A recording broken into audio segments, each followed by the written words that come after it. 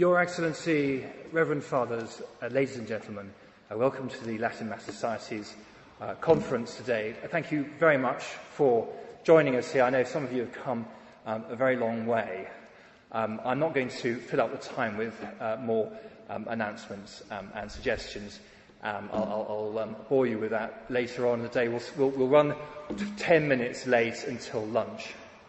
What I would like to say is, as many of you will have seen on the news, Prince Rupert Löwenstein died earlier this week. Prince Rupert was, for more than a decade, the president of the Latin Mass Society. I'm just the chairman. The president is a non-executive position. In fact, it doesn't exist anymore, but he held it, and he added lustre to the Latin Mass Society by doing so. He was a man of enormous charm, but also very profound faith, and a very, very active charity. And of your charity, could you please remember him? Eternal rest grant unto him, O Lord, and let perpetual light shine upon him. Without further ado, I'd like to introduce our first speaker, and I will let him speak for himself, Joseph Pearce.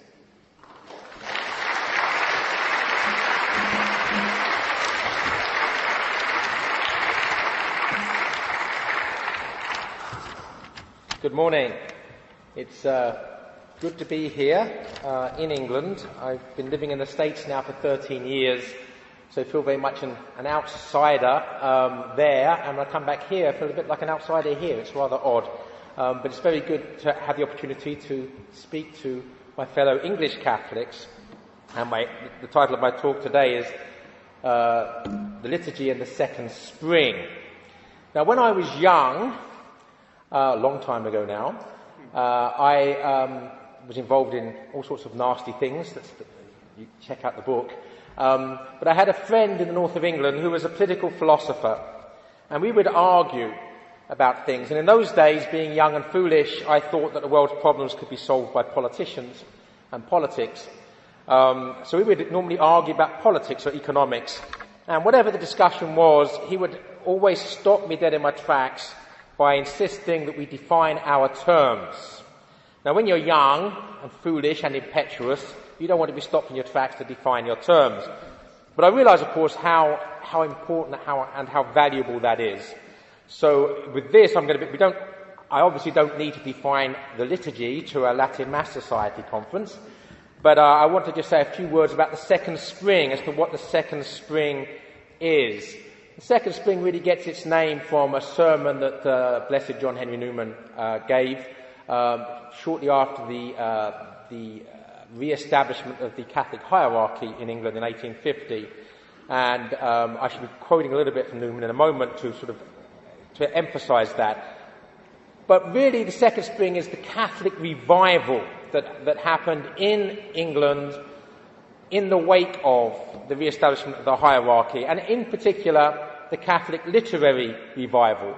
And many of my books have been on that revival and on some of the key figures in that revival. So I want to talk a little bit about that Second Spring and what materialised following Newman's sermon that sort of dubbed it the Second Spring. So I want to spend maybe the first 10 minutes or so of the talk just going over that Second Spring, that Catholic revival, just giving you an overview, and then I'm going to return to the subject of the liturgy within that revival. Well, you can say that the Catholic revival could be said to be born with the conversion of Newman himself in 1845. But you really have to go back a bit further, maybe to 1798, to the publication of a book called Lyrical Ballads by Coleridge and Wordsworth, which was the beginning of the Romantic movement in England. And the Romantic movement in England is very different from the Romantic movement in France or in Germany or in Spain. Of course, it's multifarious. But in Wordsworth and Coleridge, we find people that are rebelling against the Enlightenment. They're rebelling against their initial attraction towards the French Revolution and French revolutionary ideas, and recoiling back towards Christianity. Now, in Wordsworth's and Coleridge's case, of course, it was Anglican Christianity.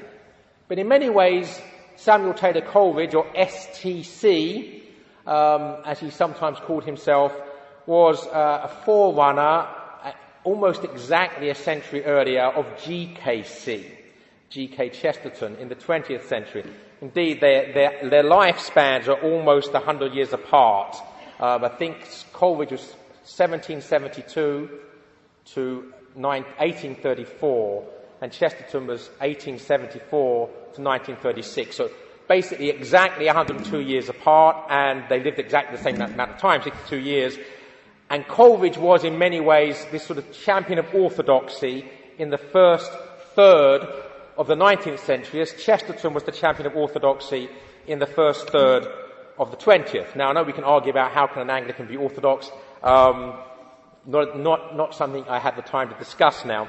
One thing I would say, however, just to stir things up a bit, is that Chesterton's famous book, Orthodoxy, was written when he was an Anglican. Of course, Chesterton was a Catholic long before he formalised the arrangement, as we all know. So we have what you might like a gestation period, 1798 to 1845, a 47-year gestation period for the Catholic revival, which is born with the conversion of Newman and the impact that Newman's conversion had on the culture. And providentially, following Newman's conversion, it became de rigueur, it became fashionable intellectually to convert to Catholicism. So you had, if you like, the higher echelons of society becoming attracted to Catholicism for the first time in many, many years.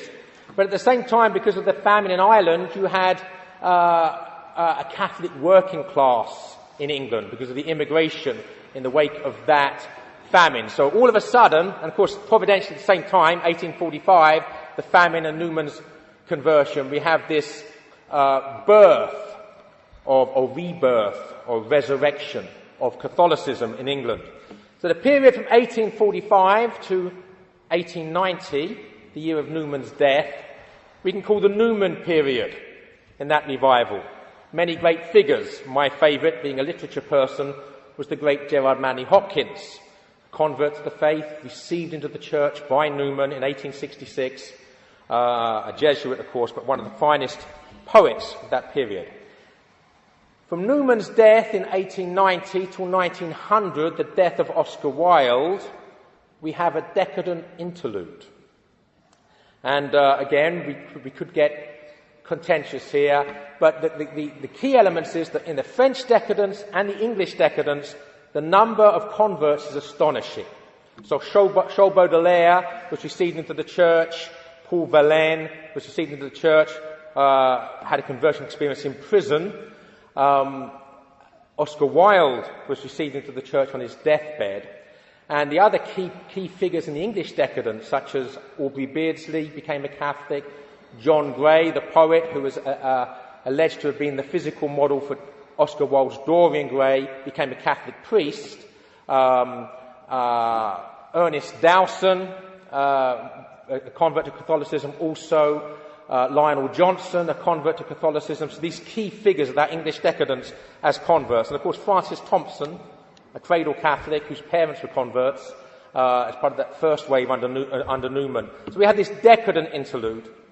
And then from the death of Oscar Wilde in 1900 to the death of G.K. Chesterton in 1936, we have what I call the Chester-Belloc period, the period of Chesterton and Belloc. And of course, when I was doing the research for my book, Literary Converts, I was astonished at how many other converts to Catholicism were influenced by Chesterton and Belloc. Of course, during that period, other famous converts, Graham Greene, Evelyn Waugh, and many others. And then Chesterton dies in 1936, and in 1937, The Hobbit is published. And the period really from 1936 to 1937 to the death of J.R.R. Tolkien in 1973 is what I call the Inklings period. The period where Tolkien and C.S. Lewis are the giants of the revival. So with that backdrop in mind, I want you to keep that backdrop in mind. I'm now going to look at the relationship of the liturgy to this revival. Of course, with Romanticism, there was also a return of Neomedievalism, because part of the Romanticism of Wordsworth and Coleridge was to leapfrog over the whole period of the Enlightenment and the whole period of the late Renaissance, and to get back to some medieval vision, the onset of Neomedievalism. And in England, of course, there were three manifestations of that. The pre-Raphaelites in art, who sought a purer vision of art pre-Raphael, so before the late Renaissance, so back towards the medieval. The Gothic revival, of course, in architecture. Many of the first Catholic churches to be built following Catholic emancipation in the 1830s were of this Gothic revival, and designed by Augustus Pugin, who was one of the first converts of this new wave of converts. He was part of the trickle that became a wave following Newman's conversion in 1845. And then finally, and most importantly, of course, from the perspective of the Catholic revival, was the Oxford movement in ecclesiology and in liturgy, out of which Newman came and Newman's conversion came. So I'm going to read something from Newman's sermon shortly after the... what am I doing here? After the re-establishment of the hierarchy.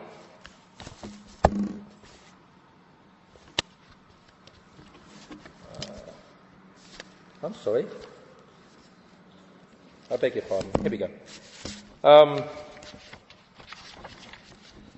this is John Henry Newman in 1850, okay, the year of the re-establishment of the hierarchy, 5 years after his conversion. A great change, an awful contrast between the time-honoured church of St. Augustine and St. Thomas and the poor remnant of their children in the beginning of the 19th century. It was a miracle, I might say, to have pulled down that lordly power. But there was a greater and a truer one in store. No one could have prophesied its fall, but still less would anyone have ventured to prophesy its rise again. The inspired word seems to imply the almost impossibility of such a grace as the renovation of those who have crucified to themselves again and trodden underfoot the Son of God. Who then could have dared to hope that, out of so sacrilegious a nation as this, a people would have been formed again unto their Saviour? So this optimism about the future that Newman professes in this sermon following the re-establishment of the Catholic hierarchy. Now, Newman, of course, wrote a couple of novels, one of which was called Callista, a sketch of the 3rd century, going back to the early church. But less known is that Cardinal Wiseman himself, who apparently wept tears of joy as Newman was giving his second spring sermon at this sort of resurrection of the church in England. But he also wrote a novel called Fabiola, a tale of the catacombs. And as regards our discussion of the liturgy, this is quite interesting from that novel. We need not remind our readers that the office then performed was essentially, and in so many details, the same as the daily witness at the Catholic altar. Not only was it considered, as now, to be the sacrifice of our Lord's body and blood, not only were the oblation, the consecration, the communion alike, but many of the prayers were identical, so that the Catholic hearing them recited, and still more the priest reciting them in the same language as the Roman Church of the catacombs spoke, may feel himself in active and living communion with the martyrs who celebrated and the martyrs who assisted at those sublime mysteries. So here we have Cardinal Wiseman talking about the timelessness of the traditional Mass, the traditional liturgy of the Church. Now, the power of the liturgy, in a somewhat perverse or paradoxical way, is present in the decadent interlude of which I was speaking. The the French novelist Joris Cole Huysmans wrote a novel called Arabeur, normally translated as Against Nature or Against the Grain, which was the decadent Bible, described as the decadent Bible. And the protagonist of that novel is so rich that he can indulge all of his sensual appetites, one after the other. But the novel ends with a cry of near despair, a cri de coeur, to a God he doesn't even know. It's a prayer to a God he doesn't even know is there. So in other words, this life of unbridled self-indulgence leads to a prayer to a God, a desire to a God to save him from himself. Now, Huysmans then wrote a novel called Là-bas, Down There, which is the beginning of 3 novels where the protagonist is slowly attracted to the Catholic Church. And in Là-bas, there's a really horrific depiction of the Black Mass. I don't know if any of you saw the controversy recently when there was a Black Mass being celebrated at Harvard University within the past week. But that Black Mass is not as hideous as the Black Mass described in Là-bas, because the Black Mass described in Là-bas was the real thing. In other words, it requires an ordained priest to consecrate the host. And so the description, when I first read Là-bas, I wasn't a Catholic, and I found it horrific then. But when I read it the second time a few years ago, and I was a Catholic, I found it even more horrific. But the protagonist of the novel, in being present at this debauch, recoils in horror, and ultimately recoils in horror into the arms of Mother Church. So the following novel after Là-bas is called En route to the Church. And Huysmans himself, the novelist, spent the last years of his life in a monastery, having converted. When Oscar Wilde was released from prison, hugely influenced by the French decadence and by the novels of Huysmans, he read Huysmans' novel Arabeur on his honeymoon. There's something perverse about a man who reads a book like that on his honeymoon. But when Wilde got out of prison, he heard that Huysmans had entered a monastery and stated his own desire to do the same, and in fact requested to be led into a monastery and was refused. In The Picture of Dorian Gray, there is, following Huysmans' example in his novels, Dorian Gray's attraction to the Mass, to the Catholic Mass, this depiction of the Mass itself. There's a decadent twist at the end of it, but there's this attraction that Dorian Gray has, because Dorian Gray never converts, of course, to his eternal damnation in the novel, but Oscar Wilde does on his deathbed. And there's a wonderful short story, which very few people know, by Francis Thompson, the Catholic poet. Incidentally, I was back in England in this past January to film a documentary on Francis Thompson. We did it on location up in Preston, where he was born, and the Jesuit church up there where he was baptised, and his grave in Kensal Green Cemetery, and Storrington Priory in Sussex. Lots of stuff on location. And that documentary is going to be shown at EWTN sometime. Well, no date's been set, but it has been confirmed, so keep an eye out for that. But Francis Thompson wrote a short story called Finis Coronat Opus.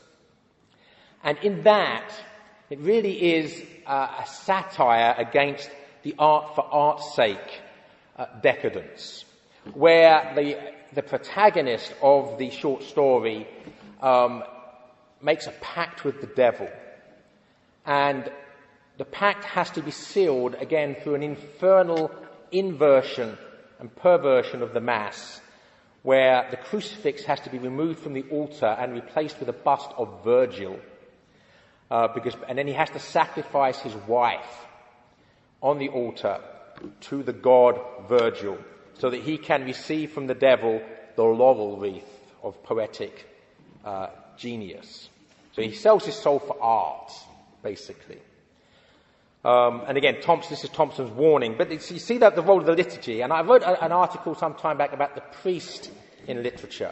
Again, the figure of the Catholic priest is a powerful figure in literature. It'd be a whole different talk, which I have given and can give, but you don't have Protestant parsons or Southern Baptist ministers being a powerful inspiration in novels. There's something about the priesthood, and of course that something is connected to the Mass.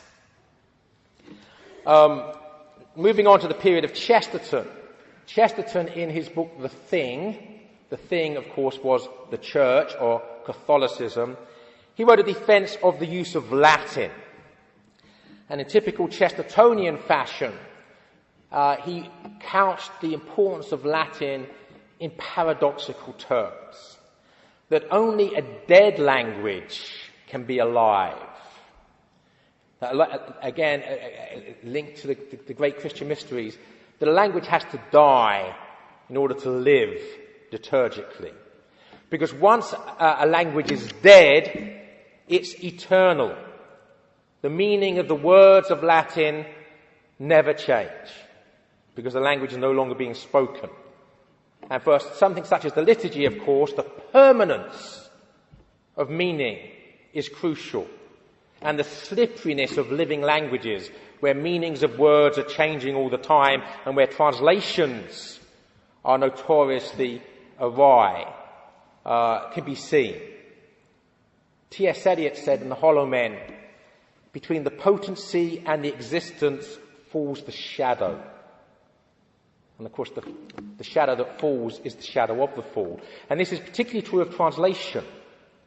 The potency, the power of the original is lost in the translation. There's a shadow that falls on the meaning. So again, Chesterton, with a great use of paradox, talking about how a dead language is alive as regards the liturgy, and only a dead language is alive as regards the liturgy. We should also remind ourselves that, the problems in the church and in the world with relativism and modernism is not a new phenomenon. Back in the early 20th century, there was a war in the church between the modernists and what we might call the traditionalists. And Chesterton became embroiled in that. Again, 1909, a year after the publication of Orthodoxy, but still 12 years before his official reception to the church, coming down solidly on the side of the traditionalists against the modernists. And talking about it in terms of the philosophy of the tree and the philosophy of the cloud. And I really want you to get this philosophy of the tree in your mind, because I'll be returning to it. So Chesterton on this. I mean that a tree goes on growing, and therefore goes on changing, but always in the fringes surrounding something unchangeable. The innermost rings of the tree are still the same as when it was a sapling. They have ceased to be seen, but they have not ceased to be central. When the tree grows a branch at the top, it does not break away from the roots at the bottom. On the contrary, it needs to hold more strongly to its roots the higher it rises with its branches. That is the true image of the vigorous and healthy progress of a man, a city, or a whole species. And the modernists, by contrast, said Chesterton, did not subscribe to such a concept of tradition, believing instead in, quote, something that changes completely and entirely in every part, at every minute, like a cloud. Now, if this merely cloudy and boneless development be adopted as a philosophy, then there can be no place for the past and no possibility of a complete culture. Anything may be here today and gone tomorrow, even tomorrow. So this contrast between the philosophy of the tree, an understanding of tradition, and the philosophy of the cloud, relativism, something which has no essential being, no essential existence, is subject to change all the time.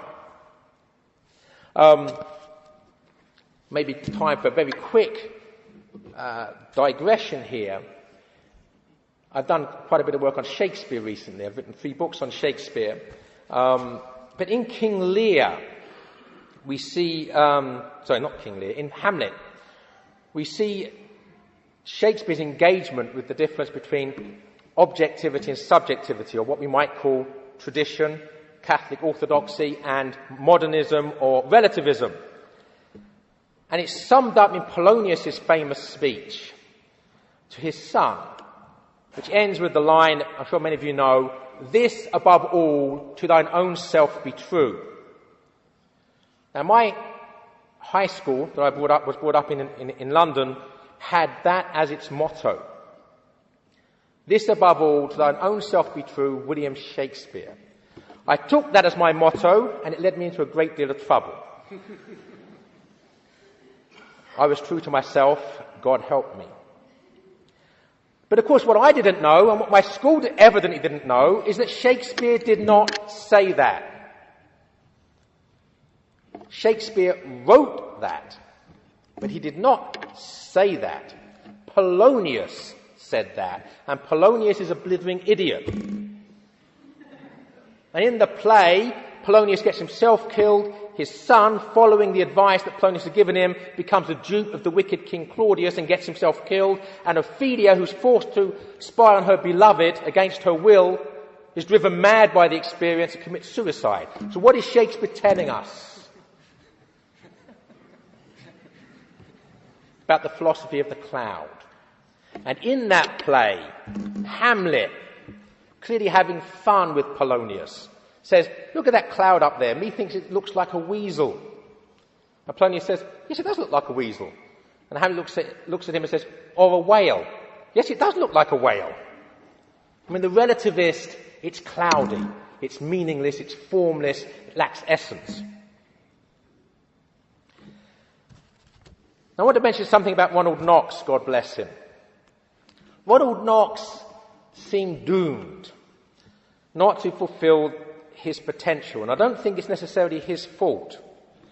For instance, he spent a great deal of his life, he stopped writing the satires and the poetry that he was famous for in his younger years, and devoted himself to translating the Bible and into what he called a timeless English.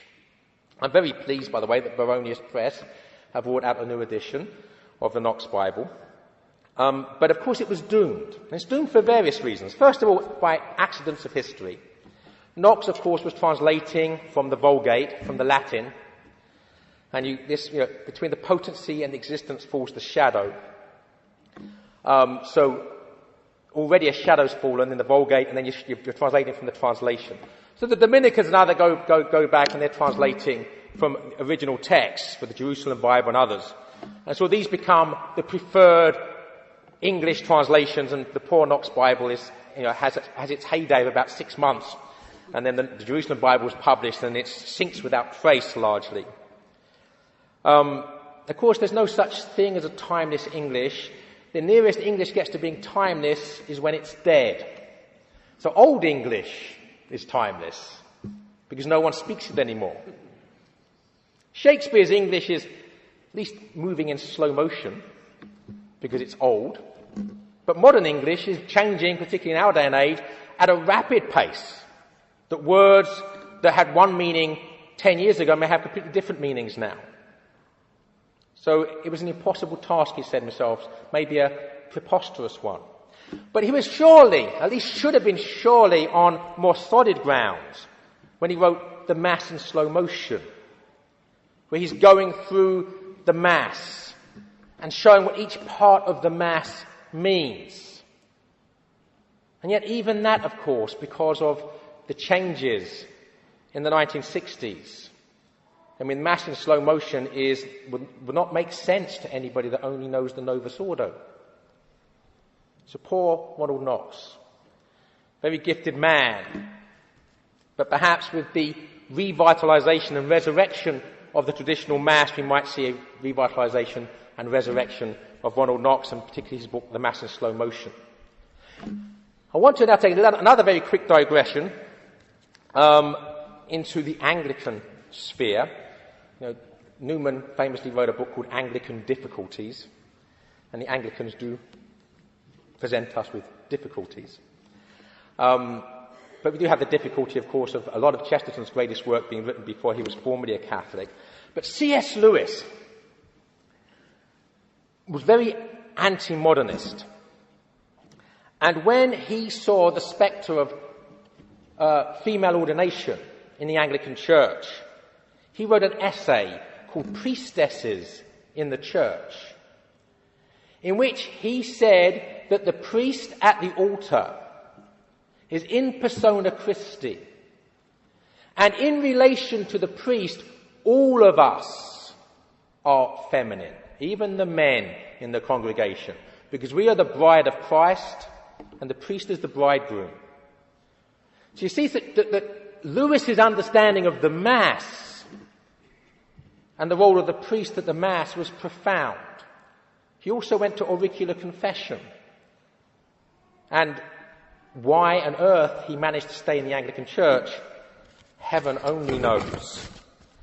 Perhaps the best quip as to why Lewis, who of course came from Belfast, Protestant Belfast, why Lewis never became a Catholic was given by J.R.R. Tolkien, who when asked, why did Lewis never become a Catholic, he said, the ulterior motive. You laughed at it. I say that I give that joke in America and they all look at me puzzled. Ulterior motive. I have to explain it to them. And of course the other famous convert to Anglicanism, to high Anglicanism, was T.S. Eliot. And, he famously announced, following his conversion, that he was a Catholic, a royalist, and a classicist, echoing the words of Charles Maurras, Vatican Française, who said that he was a Catholic, monarchic, and classicist. So this very Catholic vision, and again, T.S. Eliot never actually crossed the Tiber. And the reason for that was that was given by Jacques Maritain, the Thomist scholar, when he was asked why was it that T.S. Eliot never converted. Eliot, of course, as you know, was born in St. Louis, Missouri, but developed a very Chelsea-type English accent. And Jacques Maritain said that the reason that Eliot never became a Catholic was that he used up all of his powers of conversion when he became an Englishman.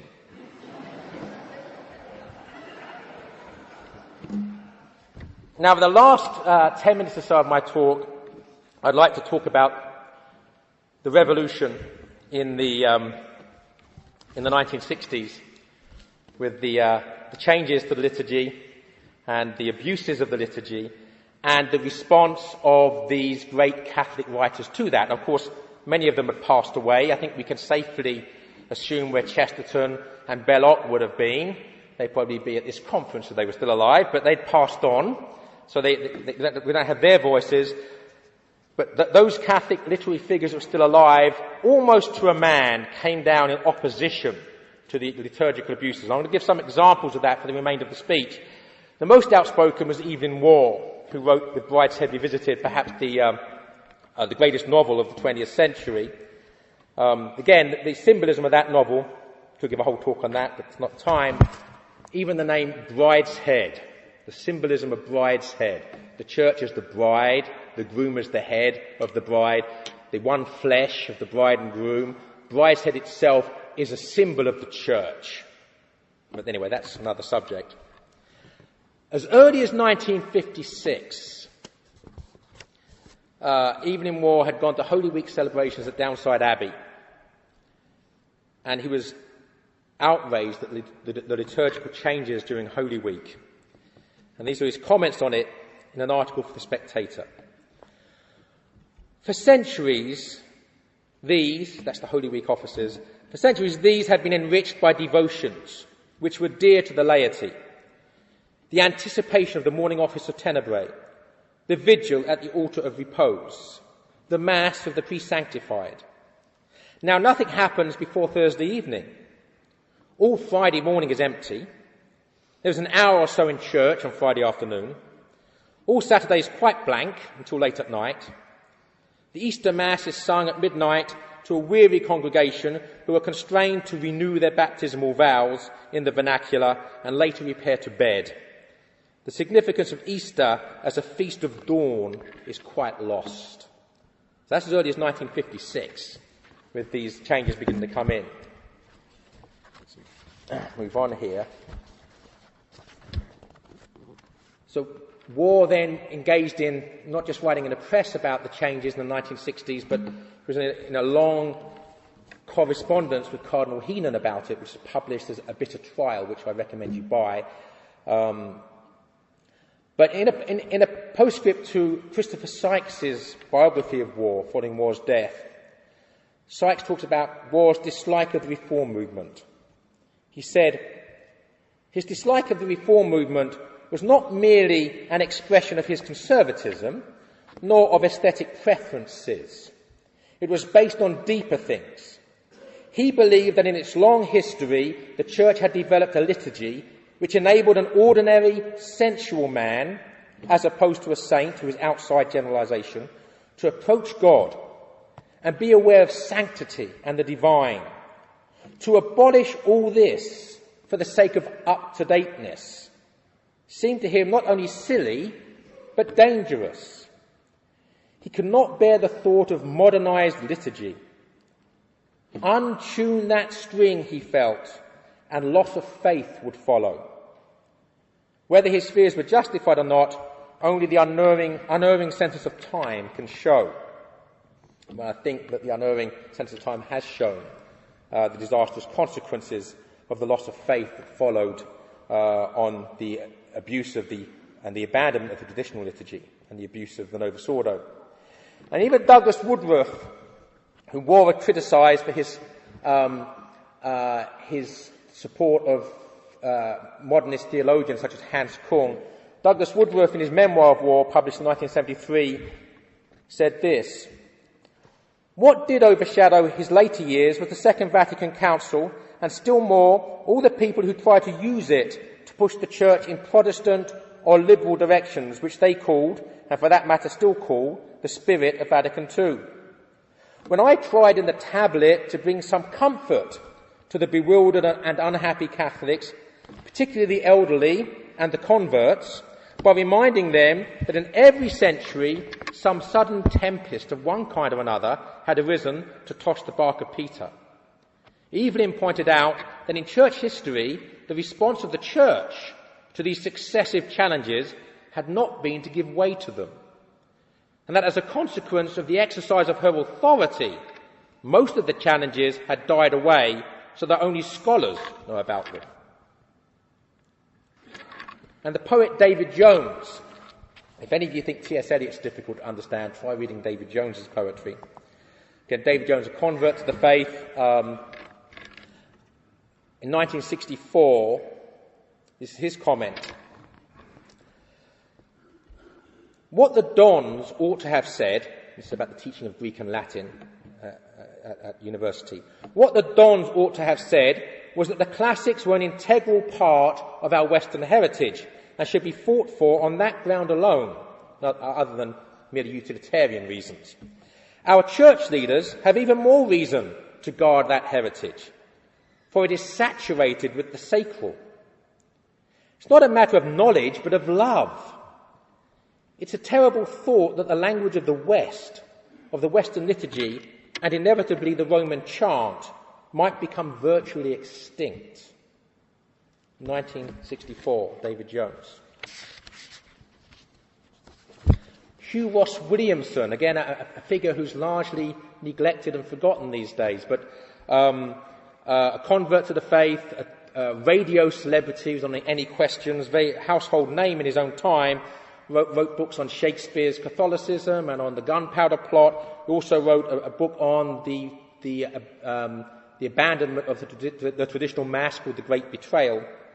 In 1967, he wrote, "I agree with the words used recently by Mr. Christopher Sykes in his broadcast on Evening War, referring to, quote, the old rite which he loved and whose abolition by wayward and Philistine reform had been a great grief to his last years.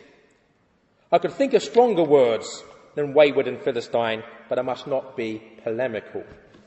In fact, Hugh Ross Williamson was very polemical and wrote 2 whole books on the subject subsequently. Then the novelist Antonia White, again a novelist who's been largely forgotten, convert to the faith, well, revert to the faith actually, known for novels such as Frost in May.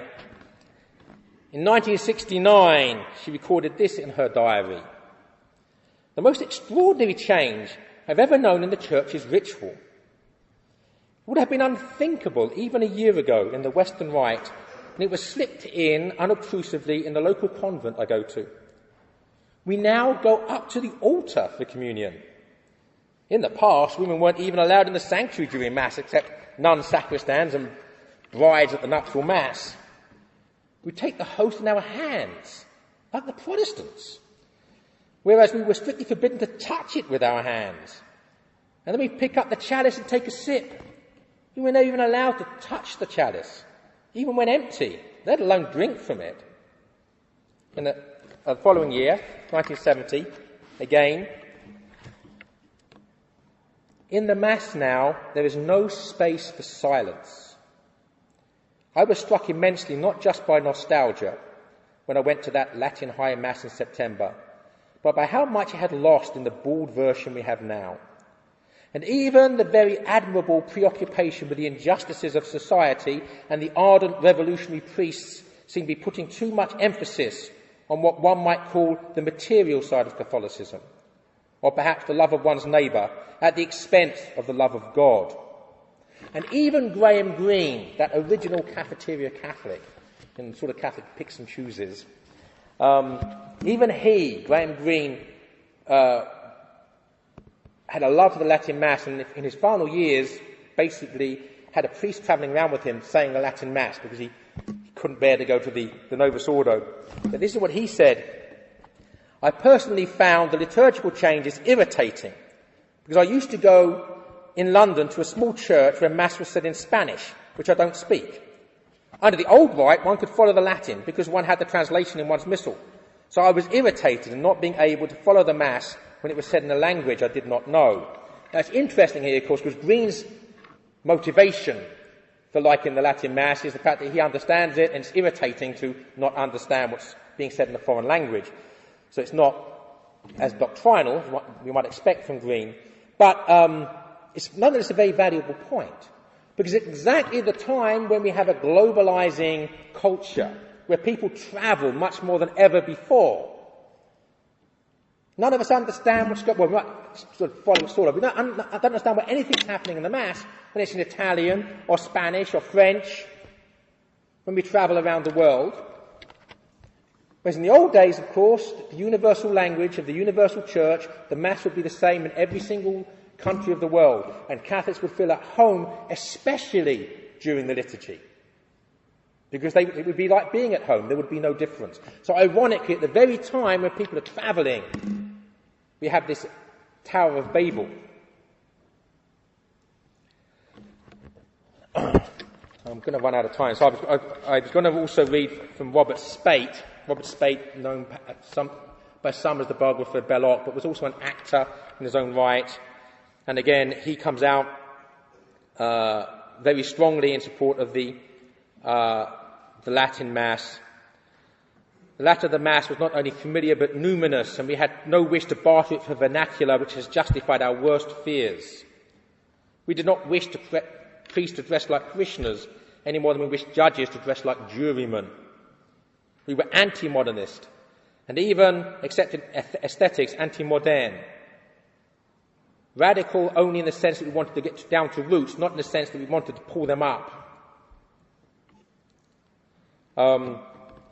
Alec Guinness. Much water has flown under Tiber's bridges, carrying away splendour and mystery from Rome since the pontificate of Pius XII. The essentials, I know, remain firmly entrenched, and I find the post-conciliar Mass simpler and generally better than the Tridentine, but the banality and vulgarity of the translations which have ousted the sonorous Latin and little Greek are of supermarket quality, which is quite unacceptable. Handshaking and embarrassed smiles or smirks have replaced the older courtesies. Kneeling is out, queuing is in, and the general tone is rather like a BBC radio broadcast for tiny tots. The Church has proved she is not moribund. All shall be well, I feel, and all manner of things shall be well, so long as the God who is worshipped is the God of all ages, past and to come, and not the idol of modernity, so venerated by some of our bishops, priests, and mini-skirted nuns. And the irony of ironies was in 1971, when a large group of very well-known people, Catholics, Jews, Protestants, atheists, agnostics, wrote to the Vatican, accusing the Church of vandalism in destroying the traditional Latin Mass. An ironic role reversal, the plaintive voices of secular people seem to represent a secular David defending sacred tradition against the Goliath-like power of the Catholic hierarchy, who had cast themselves in the role of Philistines. And there's an irony. Just go through some of the people that signed this, and you'll see Catholics amongst them, but by no means all Catholics. The people that signed that appeal were Harold Acton, Vladimir Ashkenazi, Lennox Berkeley, Maurice Bowrer, Agatha Christie, Kenneth Clark, Neville Coghill, Cyril Connolly, Colin Davis, the Bishop of Exeter, Miles Fitzallen Howard, Robert Graves, Graham Greene, Joseph Grimmond, Harmon Gricewood, Rupert Hart Davis, Barbara Hepworth, Oberon Herbert, David Jones, Osbert Lancaster, F.R. Leavis, Cecil Day-Lewis, Compton Mackenzie, Max Mallowan, Yehudi Menuhin, Nancy Mitford, Raymond Mortimer, Malcolm Muggeridge, Iris Murdoch, John Murray, Sean O'Phelan, William Plummer, Kathleen Raine, William Rees-Mogg, Ralph Richardson, the Bishop of Ripon, Rivers Scott, Joan Sutherland, Philip Toynbee, Martin Turnell, Bernard Wall, Patrick Wall, and E.I. Watkin. So again, Jews, Protestants, atheists accusing the Church of being Philistine vandals in its destruction of the Mass. And I just want to finish with Tolkien. Because coming back to the philosophy of the tree, Tolkien said, I'm actually paraphrasing, if any purists have actually read his letters or know, I'm paraphrasing, okay? But this is the gist of what he said. He could not understand the mania of moderns and modernists to get back to the so-called purity of the early church. He said because he could not understand why a seed or a sapling is considered superior to the full-grown tree. So you have the image of the church, 2,000 years of tradition, a full-grown tree. He said even if the sapling, the early church, was superior to the full-grown tree, if you chop down the tree looking for the sapling, you don't find the sapling, you kill the tree. A perfect metaphor to end with. And I want to actually end with some words of Tolkien about the Blessed Sacrament. I want him to have the last words. This is J.R.R. Tolkien. Out of the darkness of my life, so much frustrated, I put before you the one great thing to love on earth, the Blessed Sacrament. There you will find romance, glory, honour, fidelity, and the true way of all your loves on earth. And more than that, death. By the divine paradox, that which ends life and demands the surrender of all, and yet by the taste or foretaste of which alone can what you seek in your earthly relationships, love, faithfulness, joy, be maintained, or take on that complexion of reality, of eternal endurance, which every man's heart desires. Thank you very much.